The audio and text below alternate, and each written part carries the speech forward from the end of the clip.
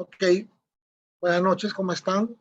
Ante todo, ofrezco disculpas porque el día viernes no los pude acompañar. Lamentablemente, mi actual trabajo tiene a veces ritmos muy exigentes. No pude prever una reunión de emergencia que se dio esa misma noche.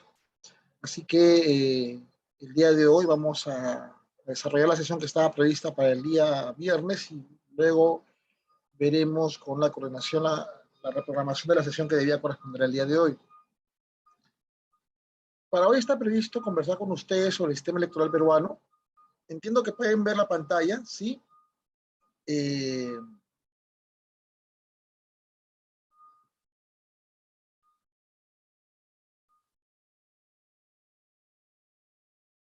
Vamos a hablar hoy día de lo que hemos esbozado de alguna manera en la sesión pasada respecto a los organismos constitucionalmente autónomos que forman parte del sistema electoral peruano.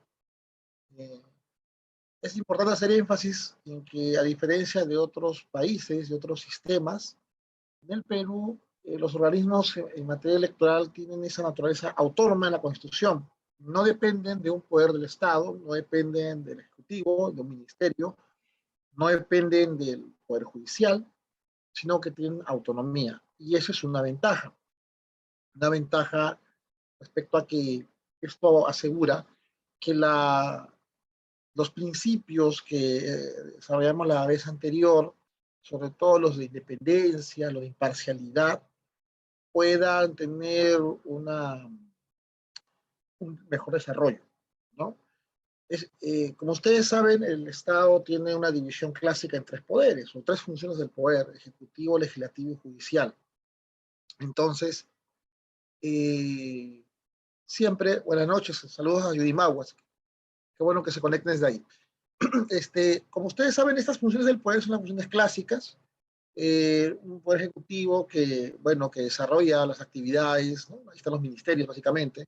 Un poder legislativo que elabora normas y fiscaliza, y un poder judicial que administra justicia. Pero en el caso de los organismos del sistema electoral, están fuera de ese esquema. Tienen autonomía a nivel constitucional, lo cual ocurre con pocas entidades del Estado.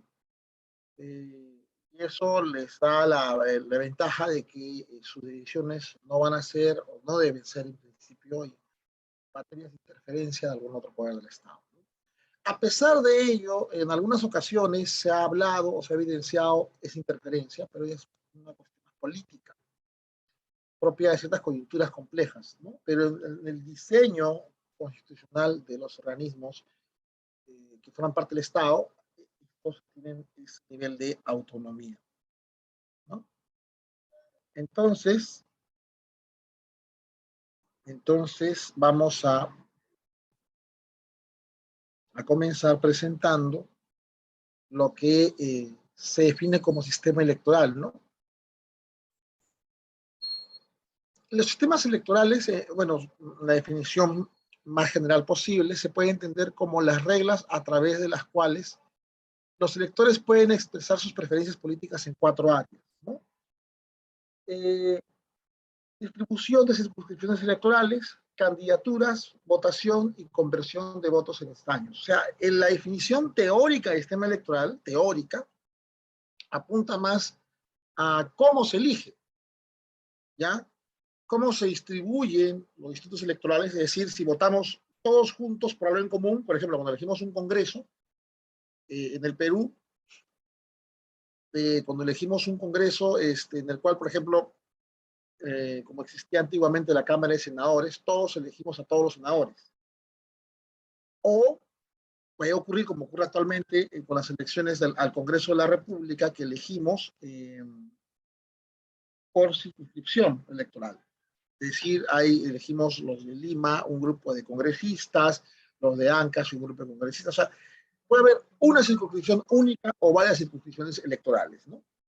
Entonces, esa es una de las parte de la definición del sistema electoral. Perdón. Una de las definiciones del sistema electoral que está en la teoría, ¿no? Junto con los conceptos de candidaturas, votación y cómo se convierten esos votos en escaños. Pero para el caso peruano, la Constitución define el sistema electoral a los organismos que comprenden la función electoral del Estado. Es decir, a diferencia de lo que ocurre en el concepto teórico, en el cual se habla más que nada del contenido de la elección, para nuestra Constitución, en el artículo 176, el sistema electoral son los organismos electorales. ¿Ya? Ahí, esa diferencia es importante para que cuando ustedes revisen en doctrina sistema electoral, no van a encontrar la misma definición de organismos que se tiene en la Constitución. Que debió ser más propiamente una organización electoral o un esquema, digamos, de organismos electorales, pero la Constitución puso el nombre de sistema. ¿Okay? Y claro, este sistema electoral, conforme a la Constitución 93, está comprendida por el Jurado Nacional de Elecciones, la Oficina Nacional de Procesos Electorales y el Registro Nacional de Identificación y Estado Civil, JNE, OMPE y RENIEC.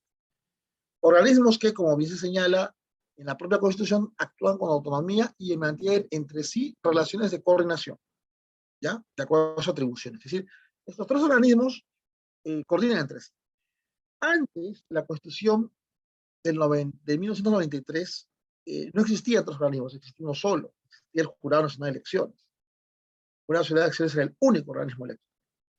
Pero a partir de la Constitución de 1993 surgen esos tres organismos. La idea era darles más especialidad, más, digamos, fortalecer las labores que ahora vamos a desarrollar que hace OMPE y RENIEC actualmente. Antes lo que hacía OMPE era una oficina del jurado y lo que hacía RENIEC era una oficina del jurado, dentro de la estructura. O sea, el jurado era autónomo, pero tenía dos oficinas que hacían las tareas que ahora hacen OMPE y RENIEC. La idea de haberlas independizado, por así decirlo, la constitución actual es potenciar sus funciones. Ahora vamos a hablar sobre eso.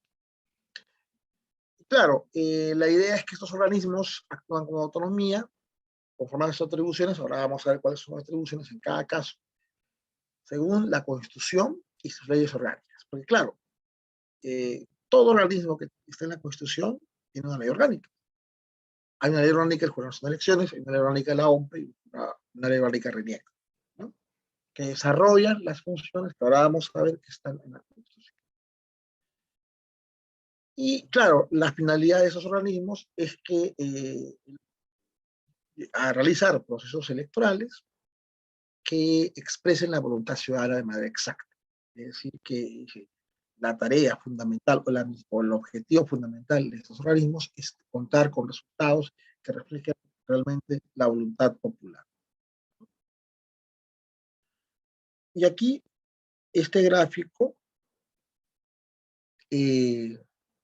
resume todo lo que ahora vamos a desarrollar, ¿no? Lo que se llama el sistema electoral peruano para nuestra Constitución. El Jurado Nacional de Elecciones tiene como misión fundamental administrar justicia en materia electoral, ¿no? O sea, son los jueces electorales. Fiscaliza los procesos electorales y viene de educación cívica, ¿no? No olvidar esto. Función jurisdiccional, función fiscalizadora y función educativa. A la OMPE le toca organizar, planificar y ejecutar los procesos electorales. O sea, la parte más operativa, ¿no? De las ánforas, las cédulas, los padrones, las mesas, ¿no? Todo lo que se explica, de la logística que está detrás del proceso electoral. Además, está Registro Nacional de Identificación de Estado Civil, RENIEC, en el cual se concentra la función de registrar la identificación de personas y preparar el padrón electoral.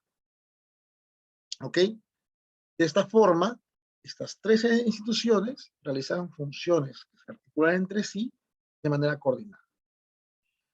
También cabe resaltar que existen instancias desconcentradas, es decir, que son como los brazos operativos de OMPE y el Jurado Nacional de Elecciones y la OMPE, que son los jurados electorales especiales y las oficinas de procesos electorales que están en circunscripciones determinadas, ¿no? Entonces, esos brazos también vamos a ver, digamos, cómo operan en el proceso electoral.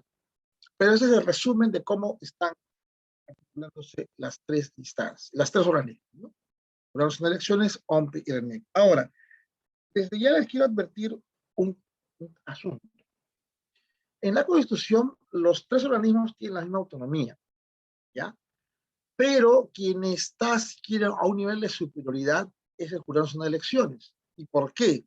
Porque como administra justicia en materia electoral, los asuntos que se resuelvan en la OMPE y RENIEC, que tengan que ser revisados en segunda instancia electoral, lo hace el jurado.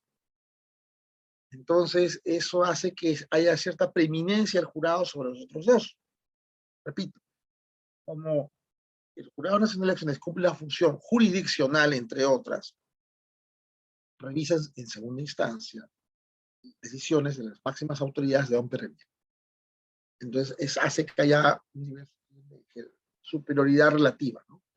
No es de dependencia, no es que la OMPE depende del jurado, o RENIEC depende del jurado, no. Los tres son autónomos. Pero entre los tres, quien tiene ese nivel de superioridad relativa, por así decirlo, en la medida que administra justicia electoral, es el Jurado Nacional. ¿Ok? Entonces, ese es el mapa general que nos presenta estos tres organismos. Ahora bien, vamos a hablar en detalle de lo que es el Jurado Nacional de Elecciones. Y aquí vamos a utilizar la definición que está en su ley orgánica. Ahí está el número. La definición es que es un organismo constitucional autónomo, como ya dije, está reconocido en la Constitución, encargada en administrar justicia en materia electoral, ¿no? A ver, en materia electoral, de fiscalizar la legalidad del ejercicio de sufragio, de la realización de los procesos electorales y otras consultas populares. Asimismo, tiene como función aprobar los padrones electorales, los padrones los hace RENIEC, pero los aprueba los jurados nacionales. O sea, y hacer un padrón, por cierto, no es una tarea sencilla. Es levantar información sobre todos los ciudadanos habilitados para votar. Y significa validar que esos ciudadanos tengan sus derechos, digamos, ejerciendo sus derechos, que no hayan fallecido, que no tengan algún tipo de interdicción. O sea, eso es esa tarea de depurar el padrón de todos los electores, la CERNIEC, pero corresponde al jurado para los padrones. También tiene como función hacerse cargo del registro de relaciones políticas. El jurado es el que inscribe a los partidos políticos, a los movimientos regionales y locales, que participan en las elecciones. De acuerdo a las reglas de juego que ya van a desarrollarse más adelante en este seminario, en el Perú no es posible una candidatura individual. Es decir, si alguno de ustedes desea ser candidato a algo, a lo que sea presidente de la República, Congreso, alcalde, regidor, autoridad regional, tiene que hacerlo a través de una organización política, a través de un partido, un movimiento. No puede hacerlo de manera individual. Eso es algo que en el Perú, digamos, está, digamos, regulado de esa manera desde hace mucho tiempo. En otros sistemas electorales sí es posible que una persona participe de forma individual, pero eso es un poco más complejo de manejar, ¿no? Aquí es obligatorio que tengas que participar como parte de un partido político o movimiento regional. Ahora, claro, tú puedes participar como invitado, o sea, no ser afiliado del partido político, pero tienes que participar dentro del partido, como invitado o como afiliado, pero no puedes participar de manera independiente. Entonces, ¿quién tiene registro de todas estas organizaciones políticas, de todos los partidos? ¿Quién verifica que cumplan las condiciones para su inscripción? ¿Quién, digamos, lleva ese registro? Es el Jurado Nacional de Elecciones. ¿Okay? Y claro, en el siguiente gráfico vamos a tener una visión más detallada de todas las funciones.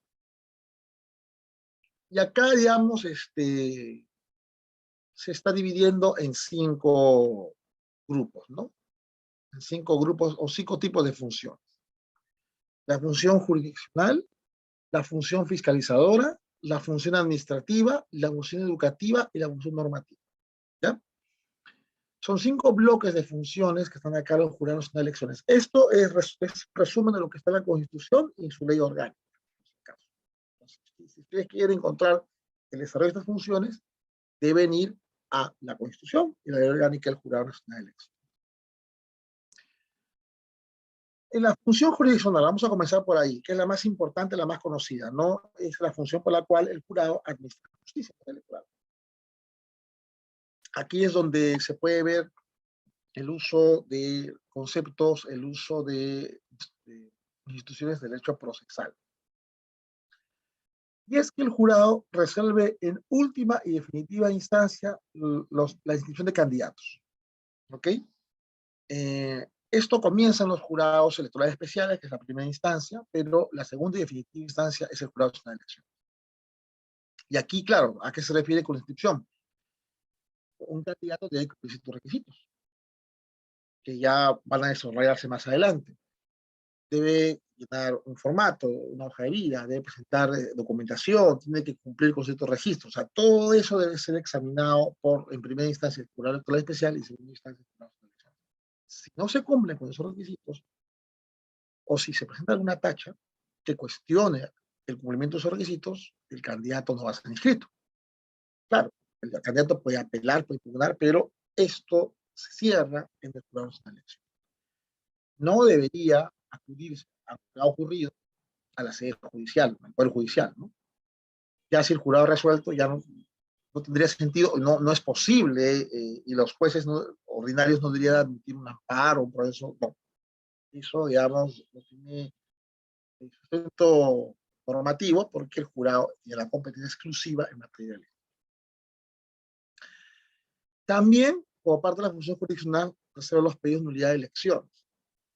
Es algo que estuvo muy en la elección del año pasado. Se hablaba de un supuesto fraude de mesa, que había nulidad de mesas. Bueno, hay diferentes tipos de nulidad de elecciones. Nulidad de una mesa, de un acta o de una elección nacional inclusive.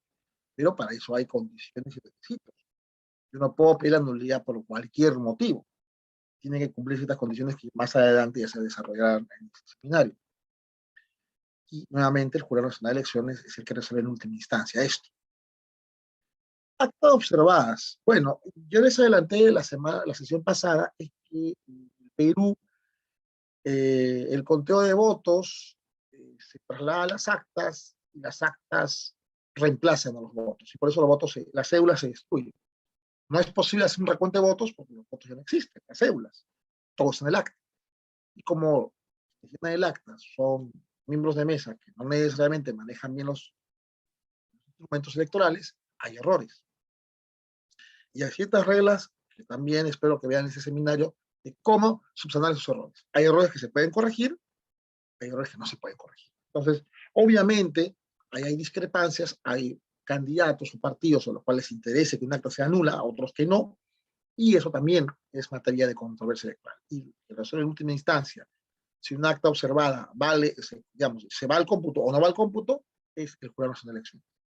Si ustedes están preguntando, quizás algunos de ustedes, así miembro de mesa, ¿cómo es posible que un acta mal llenado con errores pueda al final valer? Bueno, es que a veces las sumas se pueden cotejar, se pueden corregir, puede ser un error evidentemente de transcripción de los números, pero por ejemplo hay casos en los cuales hay números ilegibles o faltan firmas o las firmas no calzan. Entonces ahí pueden presentarse situaciones en las cuales el acto observado no llega al cómputo.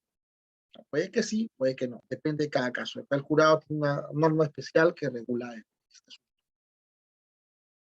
Y bueno, también resuelve en general todas las apelaciones, revisiones y quejas que interpongan contra resoluciones de los jurados electorales especiales, ¿no? Todos los temas vinculados al desarrollo del proceso electoral. Entonces, aquí el jurado resuelve en segunda instancia.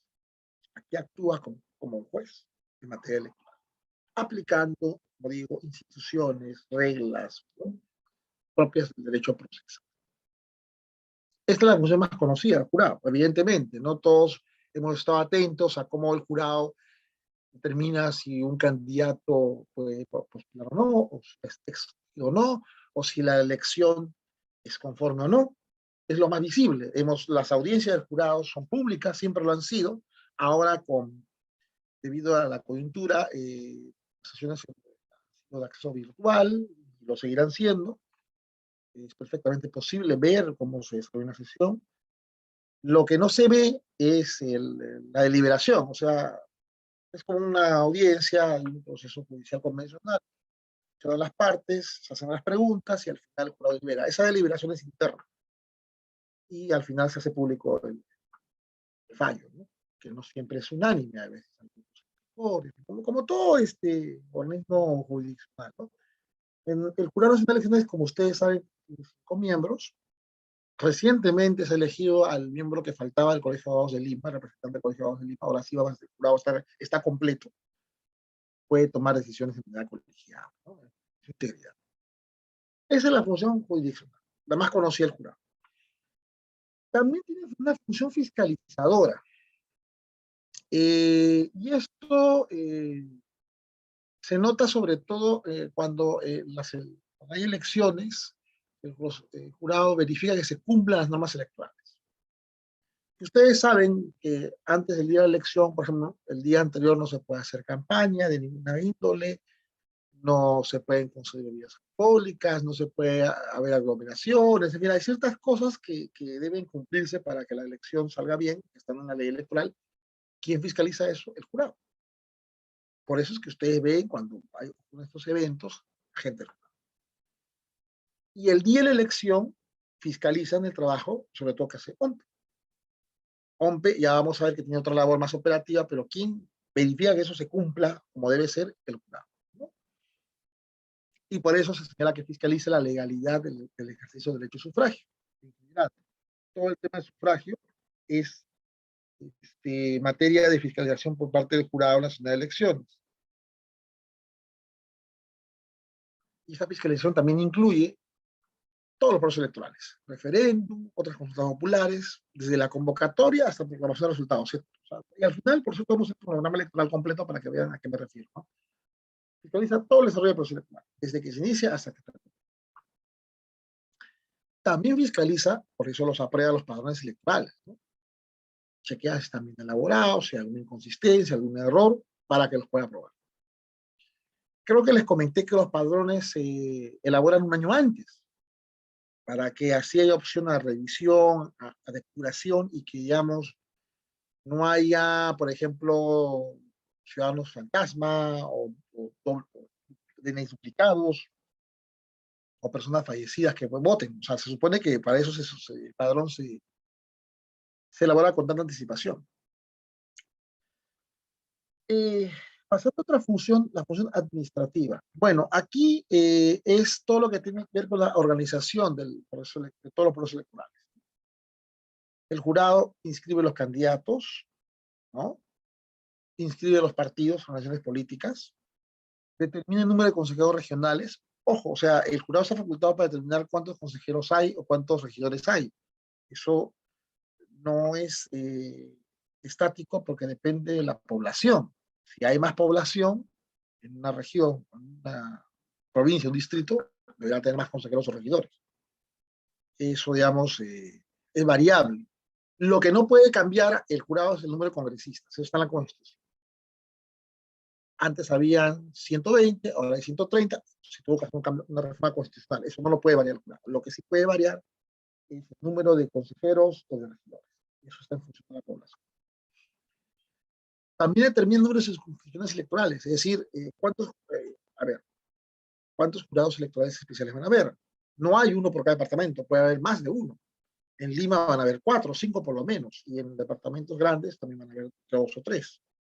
De tal forma de que cada jurado electoral especial cubra una jurisdicción determinada. ¿Ya? También eso lo hace el jurado. ¿Cuántas primeras instancias van a haber? ¿No?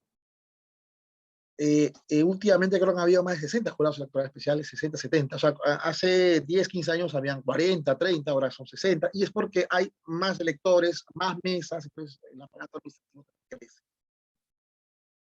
También registra los observadores, y eso es otro tema importante. Ustedes saben que las elecciones, si bien son un tema autónomo, ¿no? De cada país, de cada estado, pues nada impide que vengan observadores, tanto de organizaciones privadas nacionales como de organizaciones internacionales.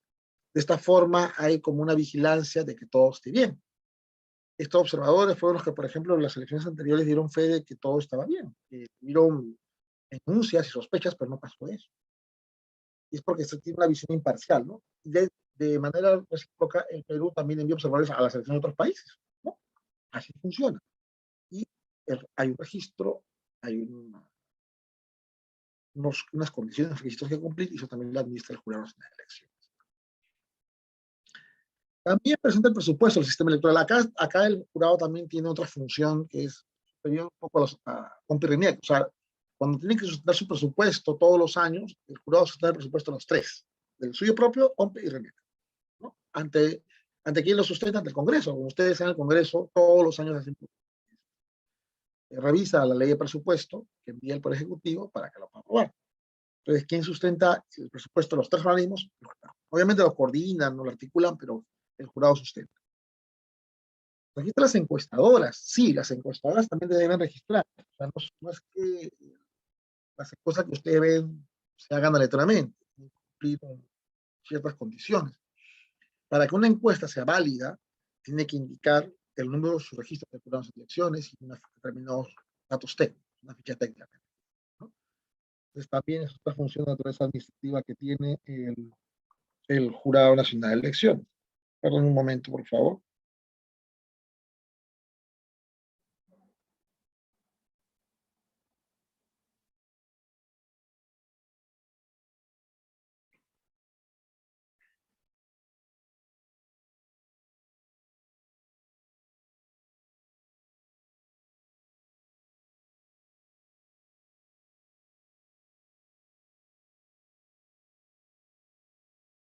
Un momento, por favor.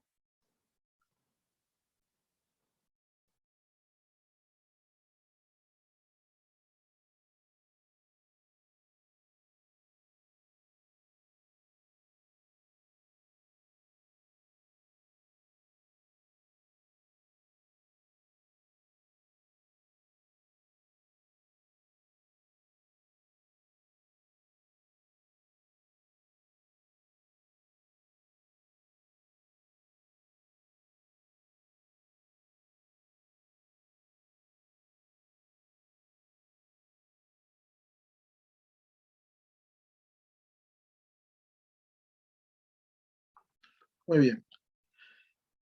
Eh, Además, aparte de los temas señalados de materia administrativa, elección de listas de candidatos, de organizaciones políticas, de determinar el número de consejeros o regidores, registro de observadores, el tema presupuestal, las encuestadoras, también se sortea quienes se integran los jurados electorales especiales, son las primeras instancias. Ojo que aquí también interviene, en cada jurado electoral especial, que tiene 3 miembros, hay un representante Poder Judicial, un representante del Ministerio Público, pero también un ciudadano. Sí, un ciudadano puede ser un miembro del Jurado Electoral Especial. De tal forma que el sorteo de eso también lo hace, bueno, y también, por cierto, los miembros de mesa, los sorteos de las elecciones. Y finalmente, cuando termine el proceso electoral, proclama los resultados y otorga las credenciales. El documento que acredita al candidato que ganó, efectivamente ocupa el cargo para el cual fue elegido, es la credencial otorgada por el Jurado Nacional. Es el documento oficial. Son cuestiones, digamos, acá se han puesto como administrativas, pero tienen que ver con la organización del proceso, ¿no? En la cual el jurado cumple un rol importante. Otra función del jurado es la función educativa, es decir, la capacitación electoral. Y acá es importante señalar de que el jurado realiza actividades de capacitación siempre, a los ciudadanos, a los candidatos, a los miembros de mesa, a los partidos, a todos los actores electorales, ¿no? Y también capacitación especializada a RENIEC y OMP. ¿Por qué? Porque es importante que esos temas se conozcan, así como acá se está haciendo un esfuerzo, digamos, privado por conocer un poco más el sistema electoral, el jurado también realiza talleres, seminarios, ¿no? Y obviamente, cuando hay elecciones, capacita a los miembros de mesa, a los electores cómo votar, cómo llenar las actas, o sea, toda esa parte la OMPE también interviene, pero quien diseña la capacitación es el jurado. Y también, cuando, digamos, no hay época de elecciones, también el jurado desarrolla programas de educación electoral para crear conciencia cívica, o sea, lo importante que es saber elegir a los ciudadanos. Lo que se llama, y eso es un programa muy conocido que tiene el jurado, el voto informado. Es decir, a ver, vamos a tomar esto. Es decir, que el jurado le interesa que desde la escuela, desde el colegio y también las universidades haya la conciencia y la necesidad de poder elegir bien a los candidatos. Entonces, esa parte cívica, de educación cívica, por así decirlo, también lo hace. O sea, no solamente en temas electorales propiamente hechos, sino en educar en la necesidad de saber elegir. Eso, el programa de voto informado también permite a la ciudadanía conocer mejor los candidatos. Eso también es parte de la labor educativa del jurado de elección. Y finalmente, hay funciones de naturaleza normativa, ¿no?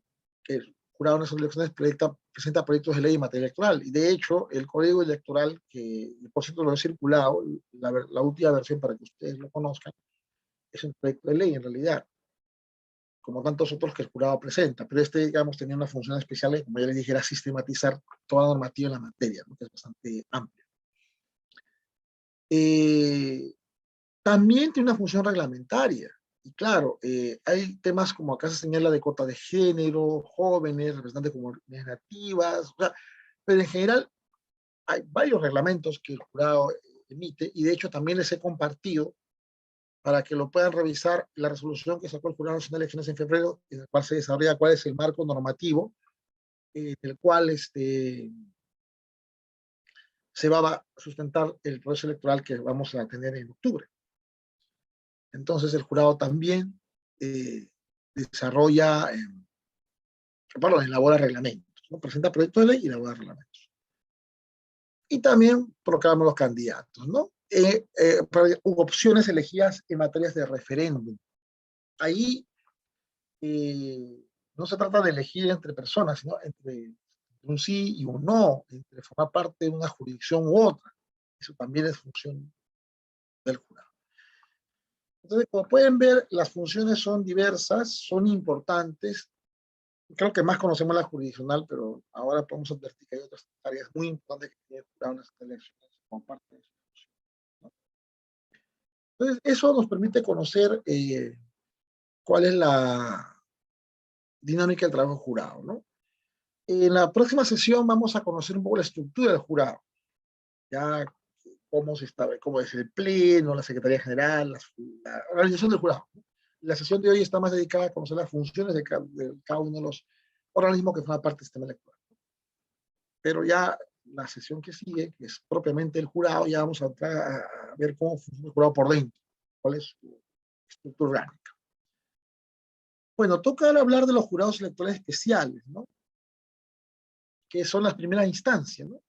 Se definen como jurados órganos de carácter temporal, porque solamente funcionan en época de elecciones, que tienen plena competencia en materia electoral, como primera instancia, ¿no?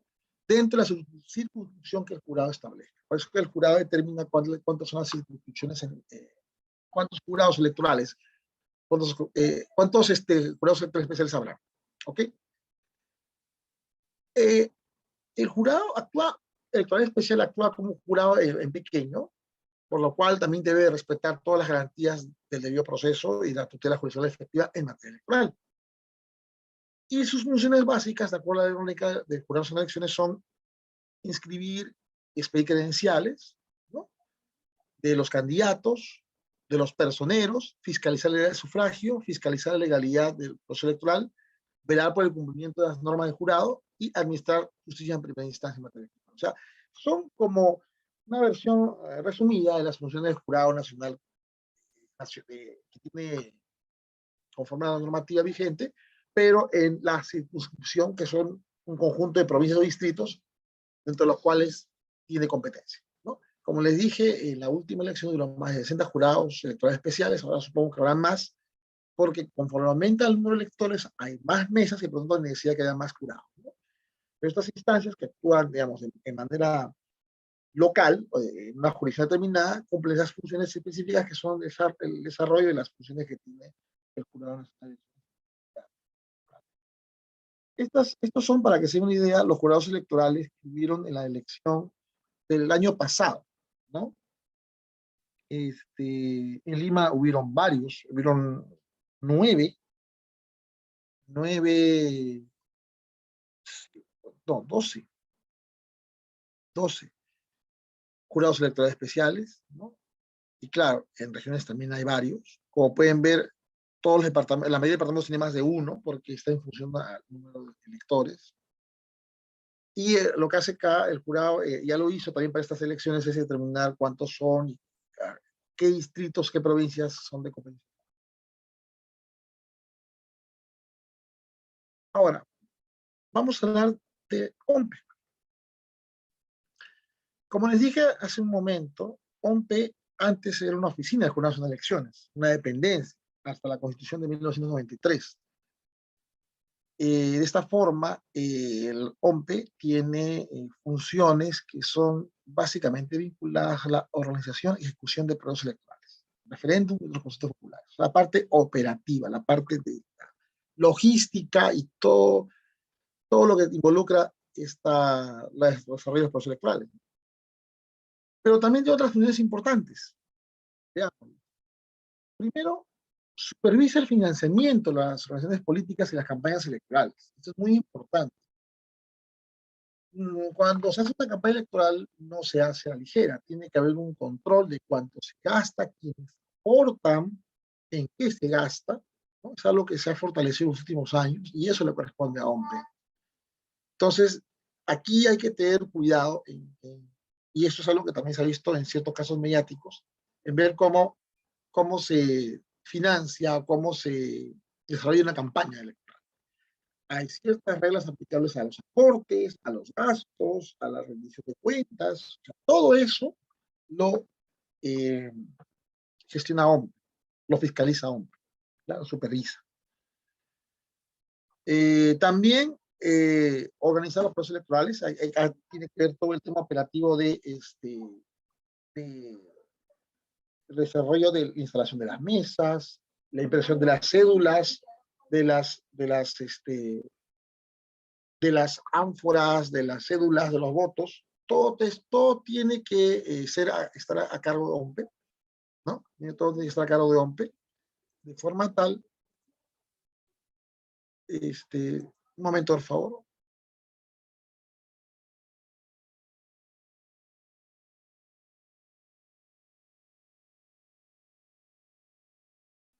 Disculpen. Vamos a retroceder para que tengan la lámina anterior. Un momento. Ya. Como le decía, el caso de OMPE tiene como función organizar los procesos electorales. Y eso implica el tema de impresión de cédulas, la distribución de las ánforas, la impresión de los padrones, la distribución, o sea, toda la parte operativa que ustedes ya conocen de las elecciones. También lo que es importante que está a cargo de OMPE es el diseño de hacer el sufragio. OMPE tiene que aprobar el diseño, no es cualquier diseño, tiene que ser un diseño oficial aprobado por OMPE. También las actas, formatos y todo el material electoral. El diseño, la impresión, todo se hace. El sorteo de en qué orden van las organizaciones políticas en la cédula, o las fotos, o los números, todo eso lo ve OMPE, ¿no? Y tiene que ser de una forma transparente para que se asegure el respeto a la voluntad del ciudadano. No puede ser de forma aleatoria. También otro tema importante es que OMPE establece cuántas oficinas descentralizadas va a tener de procesos electorales. Igual, así como hay jurados electorales especiales, también OMPE tiene oficinas descentralizadas, que son los que hacen el cómputo, y eso lo veremos luego, de las actas. Las actas ingresan a las oficinas descentralizadas y luego el resultado de ese cómputo general es centralizado en la Oficina Nacional, que es la OMPE. También OMPE es responsable de preparar y distribuir el material necesario, o sea, tiene que ser distribuido a todas las oficinas del ámbito nacional, y también, en términos generales, planificar, preparar y ejecutar todas las acciones necesarias para el desarrollo de los procesos electorales a su cargo. Es una suerte de gestor logístico, obviamente de manera muy importante, muy trascendente de todo lo que es la parte operativa de los procesos electorales, ¿no?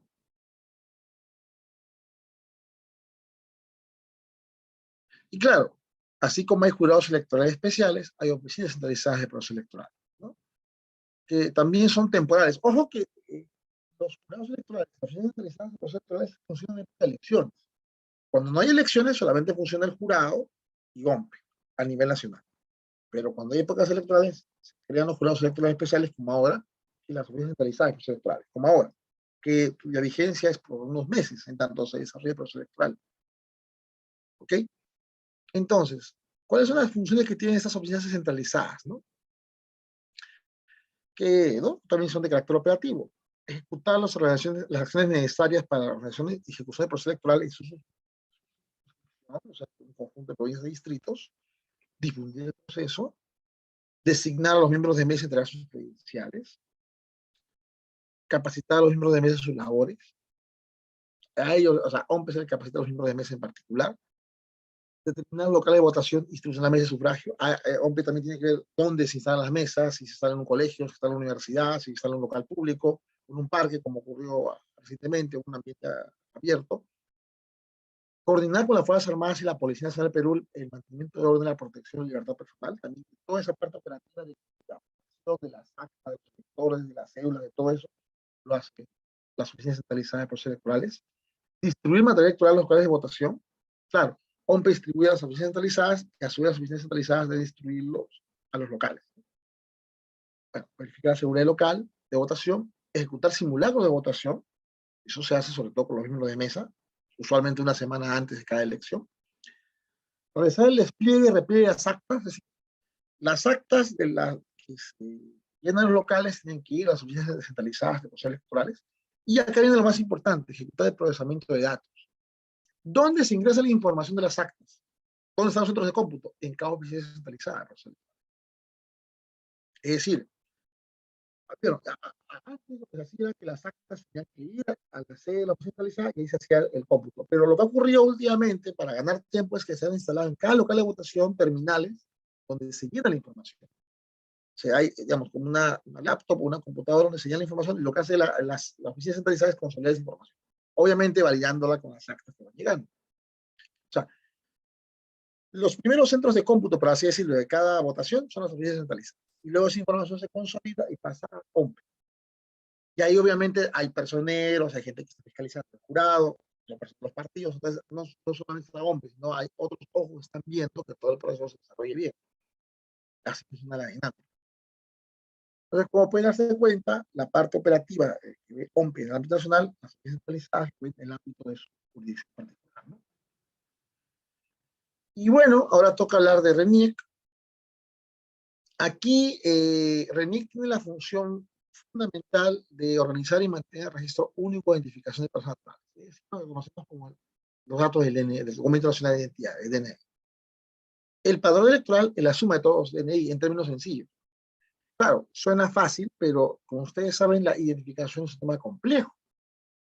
Involucra saber si una persona, digamos, tiene una identidad definida, un nombre, o apellidos, datos de domicilio, de edad, lugar de nacimiento, que me permitan identificarme a mí y que me diferencien de otras personas. Eso no es tan sencillo como parece. Hay que cruzar mucha información, hay que tener muchos protocolos de seguridad para evitar que haya una doble identidad, una falsificación de identidad, en fin. Son muchas cosas las que pueden pasar acá. Entonces, la labor de NIEC en ese sentido es muy importante, porque sobre esa base, primero, cautela la identidad de cada persona y segundo, se puede elaborar el padrón electoral.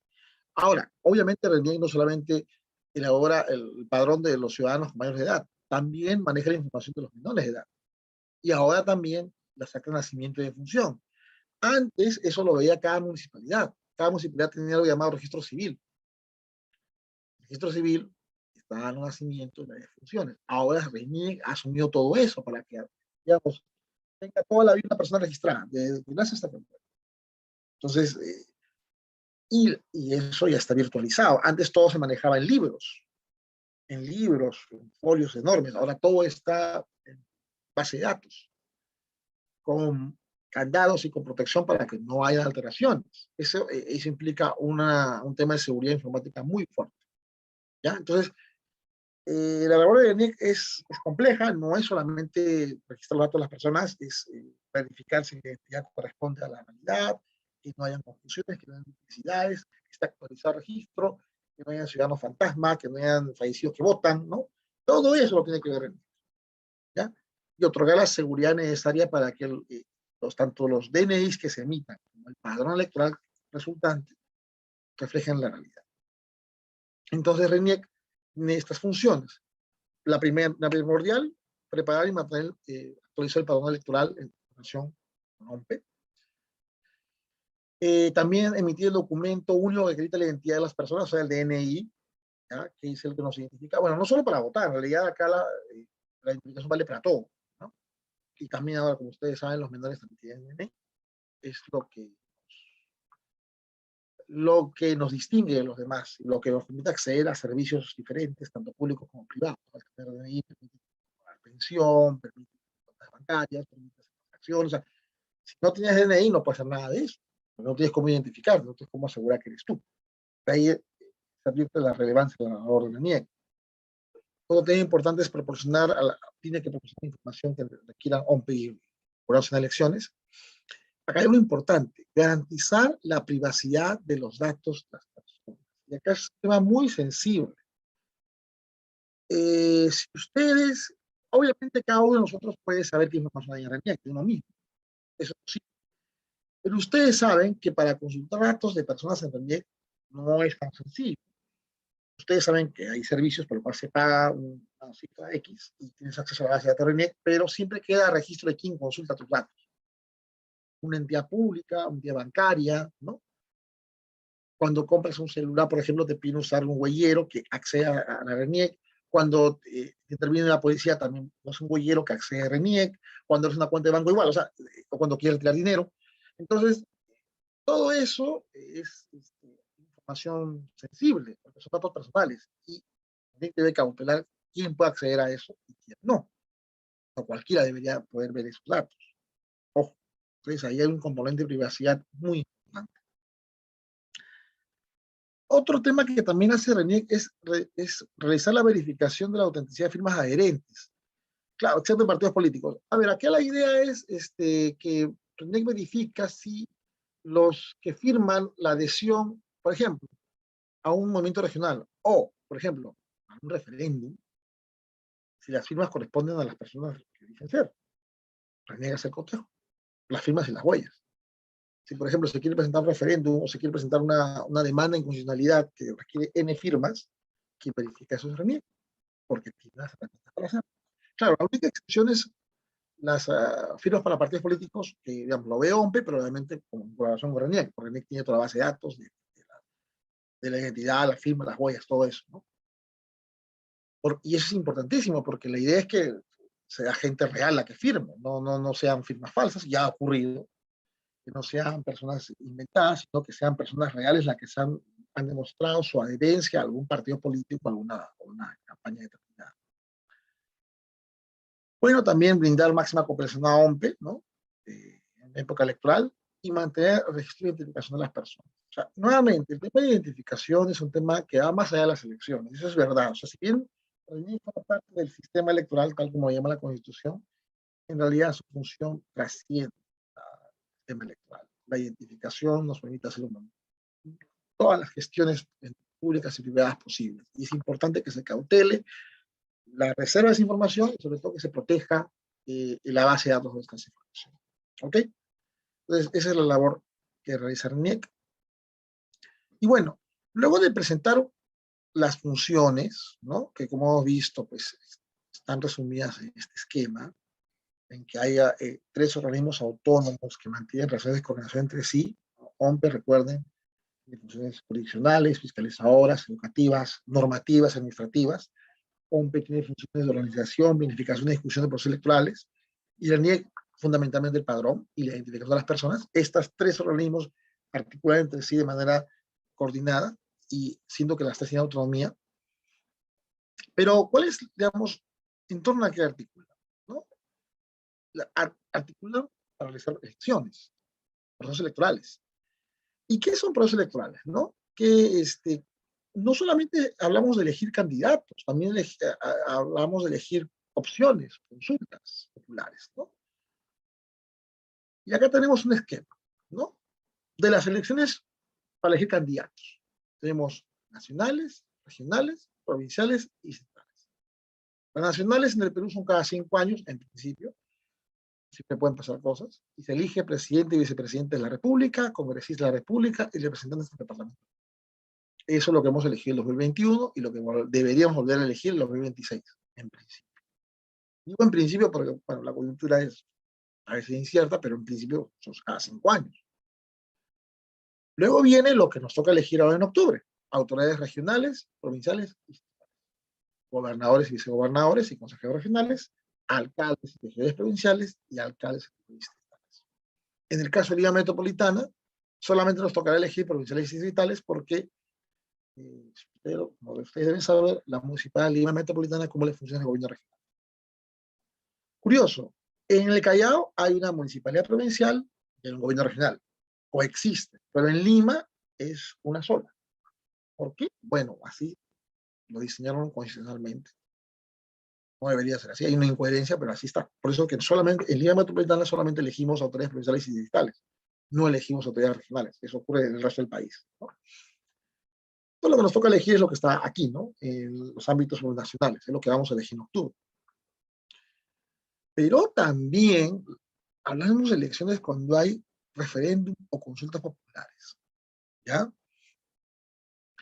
Y es otro tema que también se ha estado, digamos, hablando mucho recientemente: el referéndum para, no sé, modificar la Constitución, con todo lo que, la polémica que eso tiene. Un referéndum implica, pues, hacer una consulta, ¿no?, de determinados temas, ¿no?, donde se hace una pregunta y se vota sí o no. Hemos tenido eso. Para la Constitución 93 se votó un referéndum, para el tema del FONAVI hubo un referéndum, ¿no? Pero también puede haber consultas populares, ¿no?, regionales, provinciales y distritales. Y un ejemplo de consulta popular es, por ejemplo, si una provincia quiere ser parte de un departamento u otro, o un distrito quiere ser parte de una provincia u otra, también ha ocurrido, ¿ya? Pero el caso más conocido es el referéndum, que tiene alcance nacional, ¿no? ¿Es posible consultar referéndum de determinados temas? Sí, en la Constitución está establecido qué temas sí, qué temas no, ¿no? Hace falta un procedimiento para ello. Si se requieren firmas, las firmas son verificadas como hemos visto en el NIEC. Y al final, el resultado del referéndum se tendrá que respetar. Si es una norma, si es una llama, digamos, requiere implementarse, tiene que respetarse la voluntad del referéndum. Si ganó el sí o si ganó el no. La Constitución 93 fue resultado de un referéndum en el que ganó el sí, en forma ajustada, pero ganó. Luego se ha cuestionado la legitimacia del referéndum, pero bueno, en ese momento quedó como tal y por eso la Constitución se aprobó. Entonces, o sea, lo que se sometió fue la Constitución en bloque. ¿Aprueba usted la Constitución ¿no?, política del 93? ¿Sí o no? Hubiera sido quizás más interesante hacer la consulta por temas. Aprueba tal cosa, tal cosa, tal cosa, pero claro, era más complejo, ¿no? Se optó por hacer una consulta en bloque, en la que ganó el sí de manera muy ajustada, pero bueno. Entonces, las elecciones no solamente implican la elección, valga la redundancia, de candidatos para cumplir esos cargos, sino también la posibilidad de hacer consultas. Y aquí no se elige a nadie, se hace una pregunta que se respondía en un sentido u otro, con un sí o con un no. Y bueno, ¿y cómo se presenta esto en la realidad? Este es el cronograma de elecciones para este año. Como ustedes pueden ver, las elecciones van a ser el 2 de octubre, el primer domingo, ¿no? ¿Y cuándo comenzó todo esto? Comenzó un año atrás. El 2 de octubre del 2021 se cerró el padrón electoral. Y acá vamos a utilizar este cronograma, que es el cronograma actual, para que vean cuáles son las etapas. Y en las elecciones sucesivas van a poder desarrollar todo esto con calma. Pero acá van a tener ya el esquema general. Entonces, como pueden ver, primero se cierra el padrón. O sea, ¿qué significa eso? Que en ese momento, digamos, hace un corte y todos los electores hasta ese día son los que van a votar este año. Sí, es un año antes. Sí, ¿qué pasa con los que se inscribieron después o cumplieron 18 años después o si nacionalizaron después? Pues no van a votar. ¿Por qué? Porque le es tiempo definido para depurar, para revisar, para pulir y para que no haya ningún problema. Claro, ustedes se preguntan, ¿y por qué, digamos, no podría alguien inscribirse para votar antes? Eso, como ocurre en otros países, no se registra para votar. No es que haya un padrón, sino yo me registro. Bueno, funciona en otros países, pero acá podría generar cierto desorden. Por eso no se hace así, pero es un corte y ese padrón que está estático para el año siguiente. Luego, en diciembre, si ustedes se dan cuenta, hay una fecha, el 22 de diciembre, inicia el funcionamiento de la ventanilla única de antecedentes para uso electoral. Es una plataforma en donde se verifican los antecedentes de los posibles candidatos. Y esto está pensado en esa etapa para los partidos políticos. Quiero que alguien sea candidato en el futuro, ya voy buscando sus antecedentes. ¿Qué tipo de antecedentes? Penales, policiales, procesos pendientes, todo eso, ¿no? Eso en principio funciona para los partidos. Luego, el 31 de diciembre, la fecha límite para renunciar a relaciones políticas. Claro, lo que pasa es que si tú estás haciendo una relación política, un partido político, quieres postular por otro, tienes que renunciar con anticipación. Eso ya venció de diciembre. Luego, la convocatoria, que se hizo en enero. Es el Poder Ejecutivo, a través de un decreto supremo, convoca elecciones oficialmente. Y hay otras fechas límite, ¿no? Que tienen que ver con solicitud de inscripción. Si hay nuevo partido político que quiere participar, tuvo hasta enero, ya ese plazo ya venció. O si quieres ser candidato, afiliar a un partido, también tienes que inscribirte hasta esa fecha. Las fechas ya vencieron. Y recuerden ustedes que el CL electoral todo es preclusivo, o sea, esas etapas se cierran y ya no se vuelven a abrir. Ya se convocó, ya todas las organizaciones políticas que pudieron solicitar su inscripción ya lo hicieron, ya no se pueden solicitar nuevas organizaciones, ya se han afiliado todos los candidatos que quieran ser gobernador, vicegobernador, alcalde a su partido. El 4 de febrero fue la fecha de envío del padrón electoral oficialmente, ya revisado, depurado, para que el jurado lo apruebe, cosa que ocurrió recientemente, en marzo, hace poco. Luego la revisión correspondiente del padrón ya es oficial. ¿Qué es lo que sigue? En junio es la fecha límite, el 7 de junio, para la publicación de resultados de elecciones internas. Lo que debieron ser las primarias. A ver, debió haber elecciones primarias y esa fecha debió estar entre abril y mayo, ¿ya? O sea, ¿qué implica esto? De cada partido tengo elección primaria, como una elección normal, pero solamente de un partido, pero eso no ha ocurrido. Lo que se está haciendo es dando opción al partido a que pueda haber una elección de delegados. No es que voten todos los miembros de un partido político, sino solamente los delegados. Eso tiene sus posicionamientos, pues los delegados no necesariamente implica una elección democrática, puede ser que el presidente del partido, que todos los delegados voten de una manera, se acabó. Bueno, así se ha determinado por la pandemia que en esta elección no va a haber primarias. Esperemos que para las próximas sí las haya, porque debieron estar ahí entre abril y mayo. O sea, ¿qué hubiera aplicado una primaria? Que la misma mecánica de un proceso electoral que conocemos hubiera aplicado un partido político, con todas las formalidades, rigurosidades y voto secreto, todo eso. Pero como a mí se da opción de la elección de delegados, pues puede generar otro tipo de situaciones, ¿no? Que, por ejemplo, como digo, el presidente del partido tiene frente a todos sus delegados y todos los delegados tienen que ser delegados. Ahí no hay voto secreto, no, simplemente los delegados apoyan a un candidato, a unos candidatos. Ya, pero ok, hay un resultado de elecciones internas, en junio se tiene que publicar. Y acá hay una fecha clave, el 14 de junio es la fecha límite para solicitud de candidatos. Hasta ese día se pueden presentar las fórmulas y listas, ¿ya?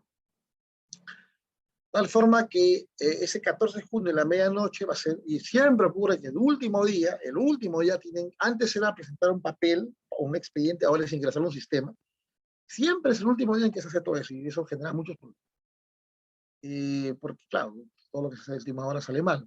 Es el último día en el cual se puede escribir las listas de candidatos, en este caso al gobernador, vicegobernador, consejero regional, alcaldes, ¿no?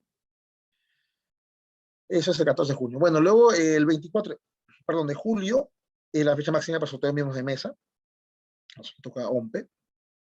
Luego, el 3 de agosto, la fecha límite para la publicación de fórmulas y listas admitidas. A ver, ¿qué significa esto? Que luego de revisar si los candidatos cumplen los requisitos, cumplen los filtros, cumplen los documentos, todo lo que haya sido necesario para que postulen, el jurado publica, bueno, ok, luego de haber revisado esto, estos son los candidatos admitidos. Se pueden inscribir. Han cumplido con requisitos, han llenado los formatos bien, perfecto. Y también la fecha límite para renuncia y retiro de candidatos. O sea, se supone que hasta el 3 de agosto, si el candidato, digamos, quiere salir, se puede salir. ¿Qué pasa después? Bueno, ahí viene un problema, pero ahora vamos a hablar de eso. Primero, el 3 de agosto es la fecha límite para publicar los candidatos que podría ser. Y ahí entra el periodo de tachas. ¿Qué significa eso? Que los ciudadanos pueden pedir este candidato creo que no cumple tal cosa, lo tacho. Y si el jurado lo estima conveniente, lo tacha, lo saca hasta el 18 de agosto, en primera instancia. Y en segunda instancia, hasta el 2 de septiembre. Es decir, primero se inscribe, luego se filtra, se dice quiénes pueden ser candidatos, tachas primera instancia, tachas segunda instancia. Tachas o exclusiones. Ojo, las exclusiones las hace de oficio el jurado electoral o el jurado nacional. Lo saca. ¿Por qué? Por ejemplo, por haber incumplido normas sobre declaración de jurado de vida. ¿Qué pasa si el jurado se da cuenta que la declaración es falsa o ha cometido algo importante? Lo puede excluir. ¿Qué pasa si descubre que ha estado regalando cosas? Un candidato, bueno, a pesar que creo que lo van a hacer otra vez, no debería dar regalos o preventas más allá de un monto mínimo.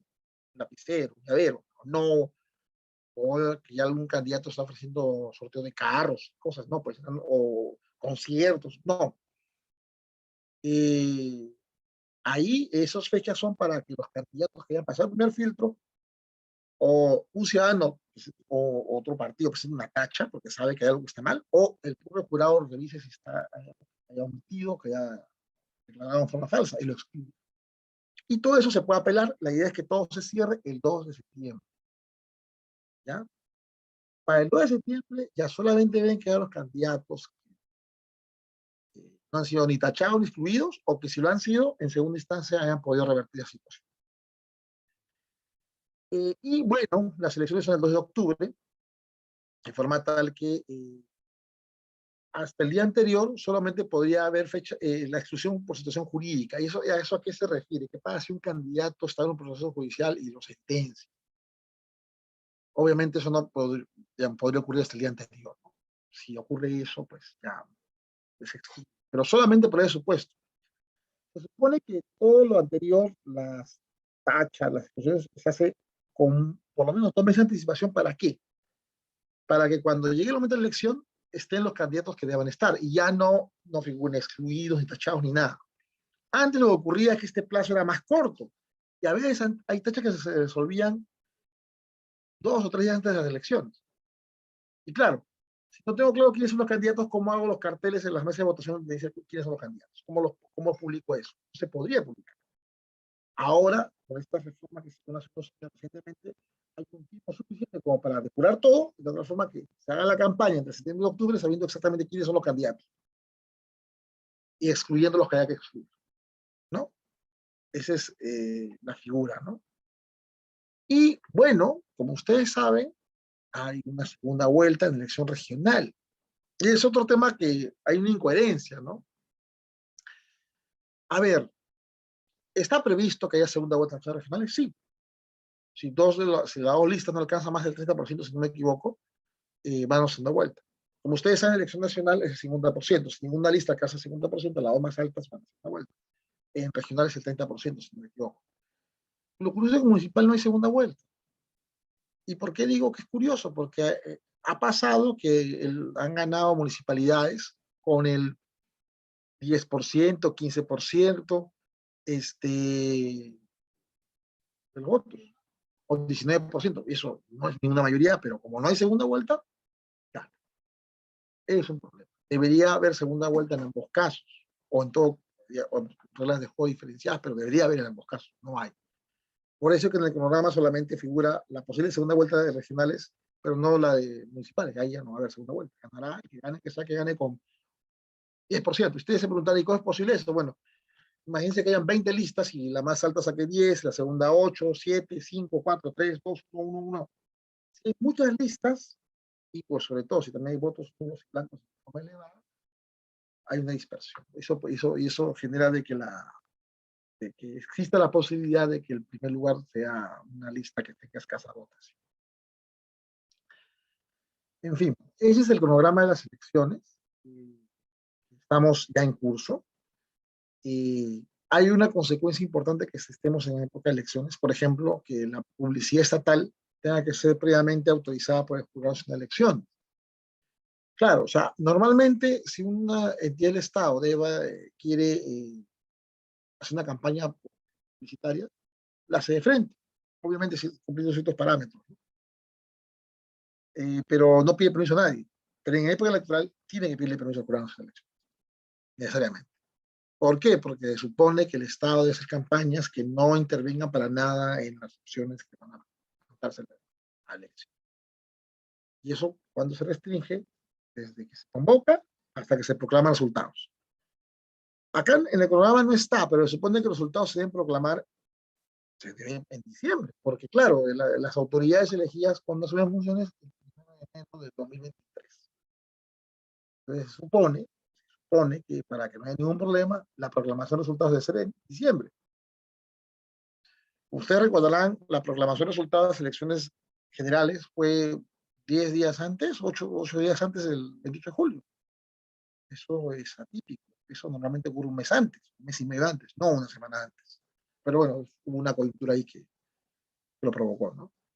La idea es que hay un tiempo suficiente como para que las autoridades electas puedan hacer la transferencia, puedan ponerse en contacto con las autoridades salientes, todo ordenadamente. Esa es la idea. Por lo tanto, se espera que la proclamación de resultados sea en este caso en diciembre. Entonces, acá tienen el cronograma completo, que es el resumen de todo el proceso electoral.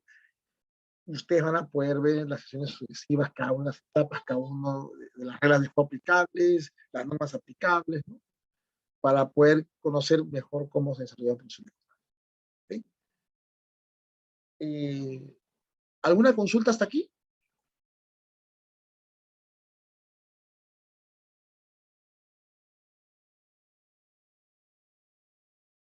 Por cierto, yo envié a la coordinación académica este PPT. Me falta el PPT anterior, no encontré el archivo, pero ofrezco enviarlo apenas lo encuentres. Está en la computadora de mi oficina. He enviado el proyecto de código electoral, el último del 2020, que es el ejercicio más reciente de esfuerzo por sistematizar y unificar todo la normativa en materia electoral. He enviado también la resolución del Jurado Nacional de Elecciones, donde se hace una relación de todas las normas que se van a aplicar a este proceso electoral. Es una lista que, digamos, le va a permitir tener como un compendio virtual. No están las normas en sus contenidos, está la relación de todas las normas que se van a aplicar a este proceso electoral que vamos en octubre. Y bueno, la idea es que la sesión que sigue hablemos del Jurado Nacional de Elecciones ya como organización, el pleno, las oficinas del jurado, las funciones de oficinas, ¿no? Que conozcan un poco más cómo funcionan los jurados en las elecciones, y luego van a tener oportunidad en las sesiones subsiguientes con los otros docentes, conocer ya más a detalle cada una de las etapas que van a presentar de forma general, desde que se convoca la elección hasta que se proclama el resultado, ¿no? Sobre todo van a poder conocer cuáles son los requisitos, cuáles son las limitaciones, las prohibiciones, qué condiciones tiene el candidato para ser inscrito, cómo puede ser tachado, cómo puede ser excluido, cómo se calculan los resultados, porque les adelanto, en el caso de las elecciones municipales y regionales, el ganador de la elección se lleva la mitad de los regidores o consejeros, regidores, en el caso de municipales, el que gane con 15% se lleva la mitad de los regidores. En cambio, en regionales sí hay como una especie de distribución como en el Congreso, sí hay, digamos, una especie de repartidora, por así decirlo, pero en municipales no. Ese tipo de detalles, nuevamente, demuestran las diferencias que hay entre una elección y otra y que ameritarían que haya un único código que regule todo. Pero como no está en una sola norma, hay estas discrepancias, esta diferencia. Entonces, la idea es que en las siguientes sesiones puedan desarrollar más eso. Quisiera saber nuevamente si es que hubiera alguna consulta, alguna inquietud, por favor.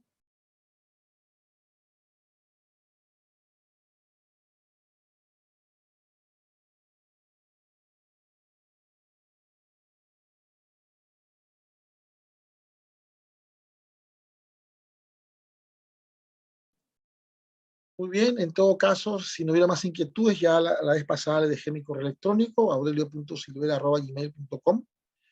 Yo estaré coordinando la recuperación de la sesión que no se puede hacer el viernes, de tal forma que no pierdan ese espacio, y a ver material complementario se los hará llegar a través de la coordinación académica. Si no hubiera otra inquietud, otra duda, eso sería todo por mi parte. Muy buenas noches. ¿O sí? Sí, por favor, diga. Sí, claro que lo escucho. Buenas noches. Buenas noches, ¿cómo está, doctor? Una consulta. Sí. Una vez que se cierre el padrón electoral, ¿no es cierto? Un año antes de las elecciones, Sí. los ciudadanos todavía pueden hacer cambio de domicilio. Sí, se puede hacer cambio de domicilio. El problema está en que eso no va a valer para la elección. En todo caso, ya ese cambio de domicilio funcionaría para el próximo proceso electoral. Así es, así es. O sea, ojo, los trámites no se interrumpen. Tú puedes pedir, obviamente, cambio de domicilio, rectificaciones y cosas, pero ya no, digamos, eso va a ser aplicable para la elección que siga, no para la subsiguiente, no para este año. Y ahí, sí, hay un tema ahí que también espero que lo vean con más detalle, que es los votos golondrinos. A veces ocurre, sobre todo en provincias y distritos pequeños, que es cierto que justo antes de que se cierre el padrón hay una extraña mudanza de varios electores de un lado para otro, ¿no? Y es por favorecer a un candidato. Eso está proscrito, eso no se puede hacer. Se supone que si tú cambias de domicilio es por una razón real, no para un propósito diferente. Pero bueno, o sea, dejándolo a ese supuesto, pues sí, si los cambios de domicilio que hagas posteriormente no tienen efecto para esta elección, le hagas para la subsiguiente. Sí, por lo cual tendrías que votar en el domicilio que tenías, en este caso, el 2 de octubre. Gracias. Gracias a usted. ¿Alguna otra consulta?